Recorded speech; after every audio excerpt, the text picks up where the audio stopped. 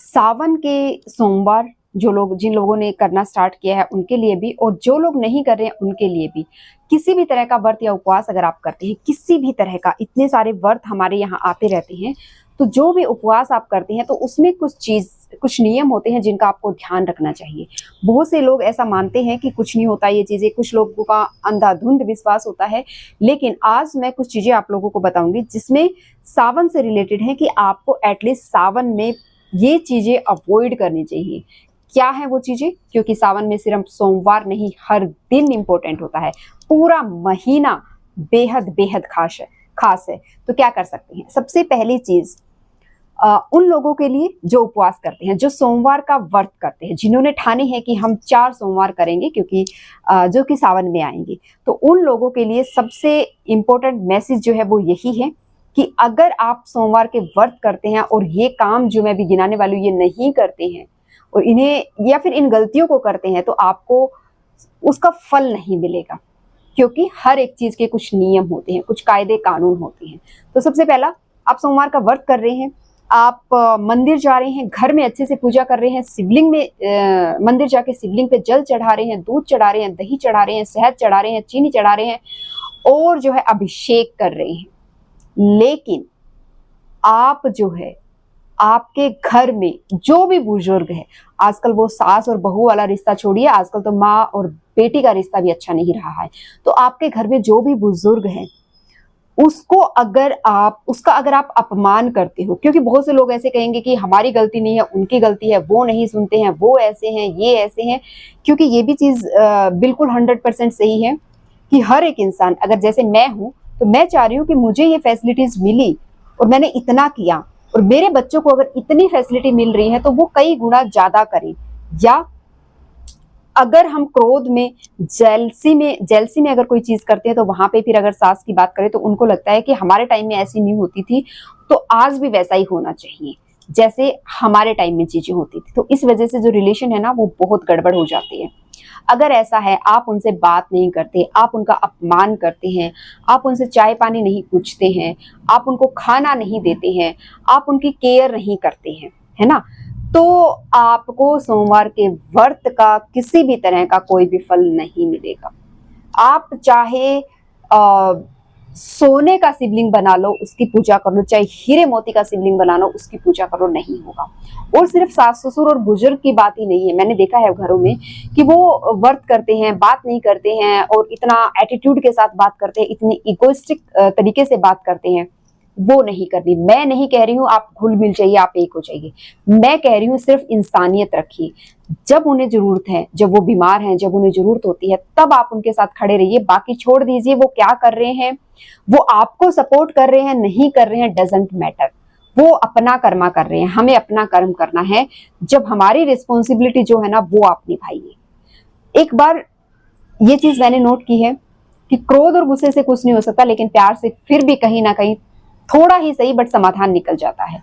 और ये सिर्फ और सास ससुर के बारे में बात नहीं है, ये आप बहुत से लोग अपने पेरेंट्स के साथ अच्छा बिहेव नहीं करते हैं, हस्बैंड वाइफ के साथ अच्छे रिलेशन नहीं है, घर में चिक चिक रहते हैं, झगड़े करते हैं, बच्चों के ऊपर चिल्लाते हैं कि क्या है, तुम उठते नहीं हो, खा नहीं रहे हो, तुम ये नहीं कर रहे हो, मुझे मंदिर जाना है, मंदिर इतने बजे खुल जाता है, इतने बजे बंद हो जाता है। कोई फायदा नहीं, मत जाइए मंदिर, घर में पूजा कर लीजिए। मत करिए सुबह 4 बजे पूजा, मत करिए सुबह 6 बजे पूजा, आप दोपहर के 12 बजे कर लीजिए। लेकिन ये सब नहीं करना है आपको, जो अभी मैंने बताया। पूजा का मतलब ही होता है संयम, संकल्प, कर्मों को सुधारना। और वही गलतियां अगर आप करके करोगे तो आप अपना समय बर्बाद कर रहे हो और कुछ भी नहीं होगा। फिर बहुत से लोग कहते हैं कि मेरे साथ गलत क्यों किया, महादेव ऐसा क्यों करते हैं, पता नहीं किस्मत में क्या लिखा हुआ है। किस्मत में कुछ नहीं है, आपकी मति में है कि आप किस मत में है। किस मतलब कैसी, मति मतलब बुद्धि। आपकी मति कैसी है, आपकी बुद्धि कैसी है, आपकी सोच कैसी है, आपके विचार कैसे हैं, यही किस्मत होती है। ठीक है, और ये सब डिसाइड होता है कर्मों पे। इसलिए मैं कर्म में बहुत ज्यादा बिलीव करती हूँ, और आप भी प्लीज अगर ये चीज करते हैं तो आपको ये चीज अवॉइड करनी है। नेक्स्ट जो चीज है वो अवॉइड करनी है आपको क्या, बहुत बार आपने देखा होगा, मैंने भी देखा है कि शिवलिंग पे जब लोग जल चढ़ा रहे होते हैं, मंदिर जाते हैं, सही से बहुत सारी चीजें कर रहे हैं, बट साथ ही साथ उनके बाल खुले रहते हैं। जब बाल खुले रहते हैं और आप शिवलिंग पे जल चढ़ा रहे होते हो तो आपके बाल कभी जो जल धारा है उसको टच कर रहे हैं, कभी इधर आ रहे हैं, कभी उधर आ रहे हैं, वो नहीं होना चाहिए। जब भी किसी पूजा में आप बैठो, जब भी कोई पूजा आप करो, आपके बाल बंधे हुए होने चाहिए। ठीक है, आपके बाल बहुत छोटे हैं, नहीं बन सकते, वो एक अलग बात है। ठीक है, ऐसा मत सोचना कि क्या बोल रहे हो, लेकिन पूजा के समय बाद में खोल लो। पूजा के टाइम पे आपके बाल बंधे हुए होने चाहिए, इस चीज का भी विशेष ध्यान आपको रखना है। ठीक है, तीसरी इंपॉर्टेंट चीज जो मैं आपको हमेशा बोलती हूँ वो है कि दान करना। अब दान करना, लोगों को लगता है यार हम तो इतने गरीब हैं, क्या दान करें। दान में कोई सोना चांदी हीरे जवाहरात दान करने की बात नहीं कर रही हूँ। जब आप आपके घर में बैठी बुजुर्ग को चाय पिला रहे हो, आपके घर में आजू बाजू काम करने वाले, आपकी बिल्डिंग क्लीन करने वाले लोगों को चाय पिला देते हो, उनका हाल चाल भी पूछते हो, वो भी बहुत बड़ी बात होती है। वो चाय पिलाना भी एक दान है, वो भी एक पुण्य है, तो वो करिए। पशु पक्षियों की थोड़ी सी सेवा अगर आप कर पाते हैं, उन्हें दाना डाल पाते हैं, उन्हें पानी, सिर्फ पानी पिला पाते हैं, वो भी एक दान के समान काम करता है। ठीक है, अन्न दान, जल दान सबसे बड़ा दान माना गया है। तो आप ये छोटी छोटी चीजें करिए। गाय को एक रोटी खिला दीजिए, गाय को एक खीरा खिला दीजिए, गाय को एक केला खिला दीजिए। मैं नहीं बोल रही हूँ आप भर भर के लेके जाइए चीजों को, बिल्कुल भी नहीं। ठीक है, अब नेक्स्ट जो चीज आती है, वो बहुत से लोग मैंने ऐसे देखे हैं जो वस्त्र आप धारण करते हैं, मंदिर में जाते हैं, तो आप अपने कंफर्ट का ध्यान रखते हैं। डेफिनेटली आपको कंफर्ट का ध्यान रखना चाहिए, लेकिन आपको पता है जब भी हमारे घर में कोई आता है या हम किसी के घर जाते हैं तो हम बहुत अच्छे से सज धज के और बहुत अच्छे वाले कपड़े पहन के जाते हैं।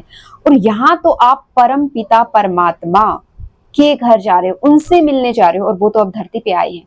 आप उनसे बातचीत करने जा रहे हो, आप उनको अपने जो भी कष्ट है, दुख है, वो बताने जा रहे हो, जो आपकी लाइफ में खुशियां हैं वो बताने जा रहे हो, आप उन्हें ग्रेटिट्यूड करने जा रहे हो। तो कैसे आप ऐसे जा सकते हैं? अच्छे से तैयार होके जाना चाहिए, हो सके तो साड़ी पहन के जाइए। क्योंकि साड़ी क्यों पहननी चाहिए, ये भी एक इसके पीछे भी बहुत बड़ा रहस्य है, वो भी मैं डेफिनेटली इसी सामान आपके साथ शेयर करूंगी। ठीक है, तो ये आपको काम करना चाहिए, अच्छे से तैयार होके जाना चाहिए। सिर्फ मंदिर जाना है, चलते हैं 2 मिनट में हो जाएगा, ये नहीं करना चाहिए। नेक्स्ट जो चीज है, बहुत बार मैंने देखा है, आप पूजा कर रहे हैं, आप शिवलिंग पे जल चढ़ा रहे हैं, आपका फोन बज रहा है और आप कान पे फोन लगा के हाँ मैं अभी पहुंच रहा हूँ, बस हो ही गया, बस। ये नहीं है पूजा। भगवान कह रहे हैं अरे मैंने तुझे इतना कुछ दिया, इतनी लंबी लाइफ दी, इतना अच्छा इन्वायरमेंट दिया, इतना अच्छा शरीर दिया, इतनी अच्छी जुबान दी, पैर दिया, सब कुछ दिया, और तेरे पास 5 मिनट भी नहीं है। नियम बहुत इंपॉर्टेंट है, नियमों का ध्यान रखिए। कभी भी जैसे ही आप मंदिर में जाएं, आपका फोन उससे पहले ही या तो साइलेंट या फिर स्विच ऑफ कर दीजिए। कोई परले नहीं आने वाली है, कोई परले नहीं आने वाली है। इतने सालों से कुछ नहीं हुआ, अब 5 मिनट में क्या हो जाएगा? तो ध्यान रखिए इस चीज का। इवन मैं तो ये भी बोलती हूँ, मंदिर से लेके घर तक जब तक नहीं आ जाए, आपने जो मंदिर में फील किया है ना, उसी भाव में, उसी फीलिंग में रहिए, और घर आने के बाद फोन को स्विच ऑन किया करो। थोड़ा सा अवॉइड करिए चीजों को। हर टाइम अवेलेबल रहना जरूरी नहीं है, बिल्कुल भी जरूरी नहीं है। ठीक है, बहुत छोटी छोटी चीजें हैं जिनका ध्यान रखना है, जो आपको नहीं करनी है। और क्या नहीं करना है? आपको चुगली, फोन पे बात करना, टीवी में जो सीरियल्स आते हैं मार धाड़ वाले और चुगली और सास बहू वाले, वो नहीं देखने। रोने धोने वाले सीरियल्स आते हैं, वो नहीं देखने। सुबह सुबह उठ के न्यूज देखते हैं, देश में ये हो गया, वहां ये हो गया, यहाँ ये हो गया। अच्छी बात है, हमें देश और दुनिया की जानकारी होनी चाहिए, इसमें कोई संदेह नहीं है। लेकिन एक टाइम निश्चित करिए कि किस टाइम आप उस एनर्जी को लेना चाहते हैं। जब आप पूजा कर रहे हैं, सुबह का टाइम है, शाम का टाइम है, उस टाइम पे आप चाहोगे कि कुछ पॉजिटिव वाइब्स आपके अंदर जाएं, अच्छी एनर्जी आपके अंदर जाए, तो आप इन चीजों को अवॉइड करेंगे उस टाइम पे। फोन पे बात करना, अक्सर हम टाइम पास के लिए फोन पे बातें करते हैं कि आज मेरा व्रत है, चलो बात ही कर लेती हूँ, और उस टाइम पे आप सिर्फ भूखा रह रहे हैं, आप सिर्फ भूखा रह रहे हैं। आप किसी चीज को, कोई जो ईश्वर की जो कृपा आप पाना चाहते हैं, वो नहीं आपको मिल पाएगी, आप सिर्फ भूखा रह रहे हैं। तो अवॉइड करना है इन चीजों को। साथ ही साथ आप खाने के बारे में सोचते रहते हैं कि दिन में मैं आलू और दही खा लूंगा, सुबह मैं ये खा लेता हूँ, अब मैं क्या करूं, अब मैं क्या करूं, अब मैं क्या करूं। अरे उपवास किया है, उपवास किया है, ईश्वर के साथ रहिए, उनके साथ थोड़ा सा समय बिताइए, उनकी सुनिए, अपनी सुनाइए, और देखिए एहसास होता है कि नहीं। मैं कहती हूँ अगर 1 वीक तक इस नियम और विधि से आपने पूजा की, जो मैंने आपके साथ शेयर किया है, आपको एहसास होगा कि हाँ भगवान है, साक्षात अनुभव आपको होने लगेगा। बहुत छोटी छोटी चीजें हैं बट करके करनी पड़ेंगी, है ना। ज्ञान सबको होता है, नॉलेज मैं कहती हूँ सबको है, आपको भी है। जो चीजें मैं आपके साथ शेयर कर रही हूँ इससे कई गुना नॉलेज आपको हो सकती है, लेकिन हम अप्लाई कितना कर रहे हैं अपनी लाइफ में वो इंपॉर्टेंट होता है। क्यों? क्योंकि जब हम अप्लाई करते हैं, जब हम चीजें करते हैं तभी हमें समझ आएगा ना। एक्सपीरियंस इसी को बोला जाता है। तो प्लीज चीजों को करिए, समझिए, और अगर कोई चीज आपको बुरी लगी हो तो प्लीज उसके लिए मुझे माफ करना, लेकिन अपनी राय देना कि क्यों आपको बुरी लगी या क्यों आपको अच्छी लगी।